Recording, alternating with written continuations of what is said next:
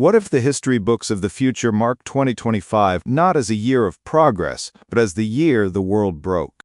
Welcome to HidVault. We are living in an age of unprecedented connectivity, wealth, and technological advancement. Yet beneath this fragile veneer of stability, the gears of a global machine are grinding to a halt. The cornerstones of our modern world, alliances forged in the ashes of the last great war, trade networks that feed billions, and the terrifying logic of nuclear deterrence are all showing signs of catastrophic failure. We are told that global war is a relic of the past, a nightmare confined to black and white newsreels, but the architects of that long peace are gone. The rules they wrote are being torn apart, and in the shadows of global summits and closed-door meetings, a new, far more dangerous game is being played. This isn't speculation. This is an analysis of a convergence, a perfect storm of crises, each one capable of plunging the world into darkness. But together they threaten a chain reaction that could lead to the unthinkable. This is the story of how a nuclear conflict, the collapse of NATO, and a global trade war could converge in 2025, pushing humanity to the brink of World War III. The first fracture point, the atom. For over 70 years, the world has lived under the shadow of the bomb. We called it peace, a balance of terror. The doctrine was simple: mutual assured destruction. The cost of a first strike was your own annihilation. It was a grim but effective deterrent. But what happens when that logic fails? The year is 2025. The flashpoint is not where you might expect, not a superpower showdown in the classic sense. It begins in a contested region, a gray zone of proxy warfare and simmering ethnic hatred that has been boiling for years.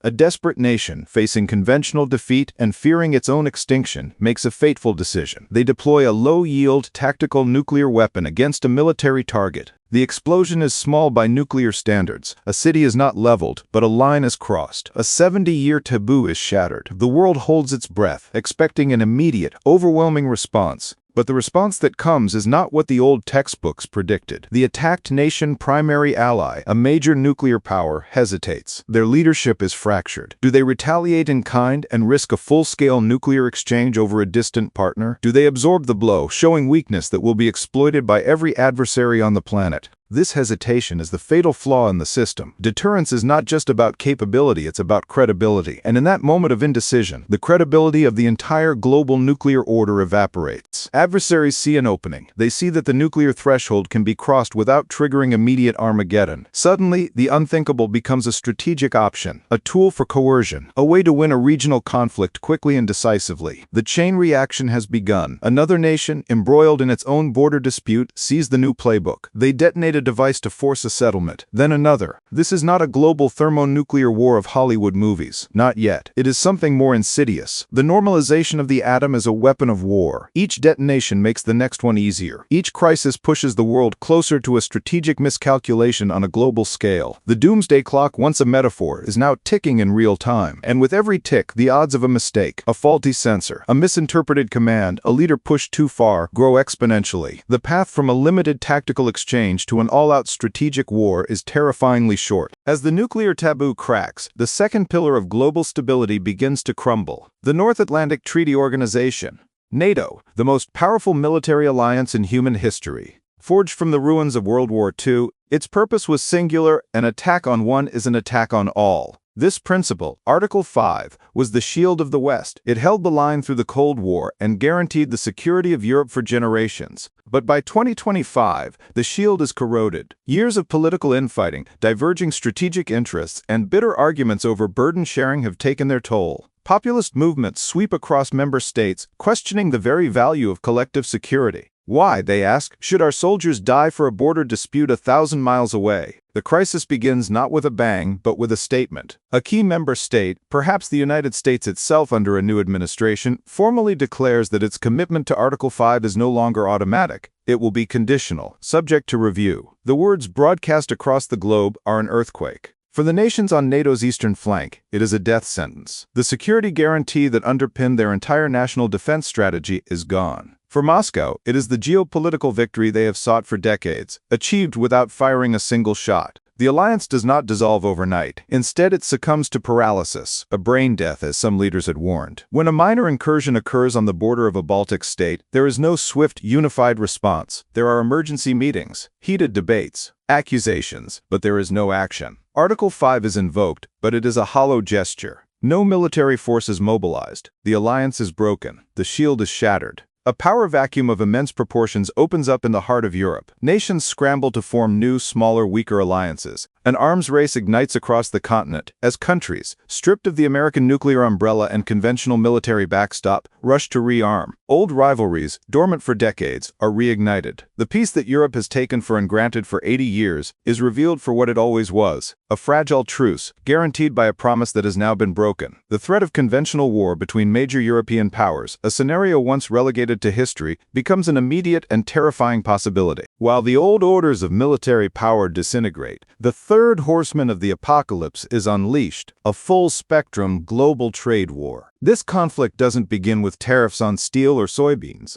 By 2025, it has evolved into something far more dangerous. The global supply chain, once a marvel of efficiency, has been identified for what it truly is, a weapon. Nations begin to weaponize their choke points. The Strait of Malacca, through which a third of global shipping passes. The Suez Canal, the Strait of Hormuz. A naval blockade, once an act of war, is rebranded as a quarantine for security inspections, halting the flow of oil, grain, and microchips. The goal is no longer just economic advantage. It is national suffocation, to cripple an adversary's economy so completely that its ability to wage war is destroyed. The digital realm becomes a primary battlefield. Financial systems are targeted. Stock markets are sent into freefall by state-sponsored cyber attacks. The SWIFT banking system, the circulatory system of global finance, is fractured as rival blocs create their own isolated networks, turning money itself into a weapon. The effect on the ground is devastating. Supermarket shelves go bare, factories fall silent, fuel prices skyrocket, grounding transportation networks. Economies built on the promise of just-in-time delivery collapse into nothing at all. This economic warfare creates a vicious feedback loop. As populations become desperate, they become more radical. Governments, facing internal collapse, become more aggressive. They see military adventurism not as a choice, but as a necessity, a desperate gamble to seize the resources they need to survive: oil fields, rare earth mineral deposits, even freshwater sources. The war for markets becomes a war for survival, and desperate nations are capable of anything. This is the convergence, the perfect storm of 2025. These are not three separate crises running on parallel tracks. They are interconnected, each feeding and accelerating the others in a terrifying death spiral. Imagine the scenario. The global trade war has crippled the economies of several key NATO members. Their populations are angry, their governments are weak, and their defense budgets are slashed. They are in no position to project power or honor alliance commitments. It is in this environment of economic weakness and political division that the collapse of NATO occurs. The alliance doesn't fall because of a single disagreement, but because its members are too broken and inwardly focused to maintain it. And it is into this power vacuum, a Europe in disarray, its primary security guarantor gone, its economies in ruin, that the nuclear taboo is broken. A regional aggressor, emboldened by the paralysis of the West and seeking to secure vital resources now unobtainable through trade, uses a tactical nuclear weapon to achieve a swift victory. There is no united response. There is no NATO to formulate one. There is only a collection of frightened, impoverished, and mutually suspicious states, each terrified of escalation. The chain reaction is now complete. The economic war destroyed the alliance. The alliance collapse created the power vacuum, and the power vacuum allowed for the unthinkable use of a nuclear weapon. Each crisis was a key that unlocked the door to the next, more terrifying stage. This is how a world war begins in the 21st century, not with a single archduke's assassination, but with the slow, systemic collapse of the entire international order. It is a war fought simultaneously in the trenches of Eastern Europe, on the trading floors of New York and Shanghai, and in the terrifying calculus of nuclear launch commands. It is a conflict where the front line is everywhere, on our screens, in our banks, and in the very air we breathe. We stand on the precipice. The events of 2025 are not inevitable. The future is not yet written, but the warning signs are here. The tremors are being felt. The path to this dark convergence is being paved brick by the choices we make today. The systems that gave us an unprecedented era of peace and prosperity are more fragile than we believe. We have been lulled into a false sense of security, assuming that the arc of history bends only towards progress, but it does not. It bends towards power, and it can be broken by conflict. The pillars of our world are under assault. The question is no longer if they will fall, but what will happen when they do. Will we find a way to rebuild them, to forge new alliances and new rules for a new era, or will we allow our divisions, our fears, and our ambitions to drag us back into the abyss? The year 2025 looms, and we must ask ourselves, are we the generation that will watch the world burn, or the one that will find the courage to pull it back from the brink?